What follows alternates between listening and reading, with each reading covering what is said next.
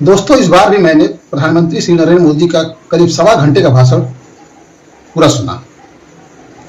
लेकिन भाषण सुनने के बाद एक सवाल बार बार दिमाग में आया कि 12 साल के शासन के बाद भी जवाब कम और संकल्प ज्यादा क्यों?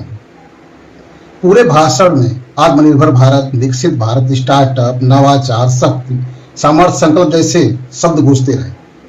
लेकिन 2014 में किए गए बड़े वादे का हिसाब कहाँ है? काला धन वापस लाने का वादा क्या हुआ? मेक इन इंडिया से कितने रोजगार मिले?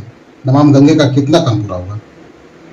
और सबसे बड़ी बात, 2014 के आसपास जिस विकसित भारत की बात हो रही थी उसको आप बढ़ा करके 2047 कर दिए।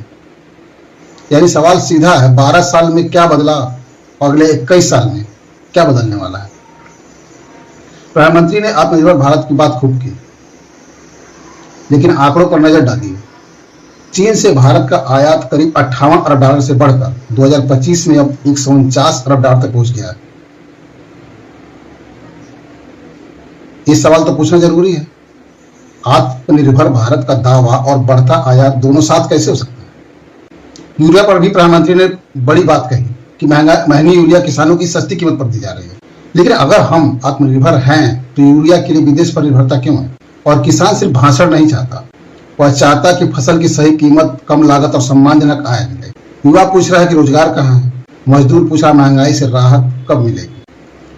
माता पिता पूछ रहे हैं कि शिक्षा और स्वास्थ्य की व्यवस्था कब बेहतर होगी? और आम आदमी पूछ रहा है कि अमीर और गरीब के बीच की खाई इतनी क्यों बढ़ रही है? देश को सिर्फ बड़े बड़े शब्द नहीं चाहिए, देश को नतीजे चाहिए। क्योंकि लोकतंत्र में सवाल पूछना देश विरोध नहीं, सवाल पूछना ही लोकतंत्र की ताकत है। अब सवाल आपसे, क्या भाषण में बताए गए दावे और जमीन की हकीकत एक जैसी है? कमेंट में अपनी राय जरूर बताइए। धन्यवाद।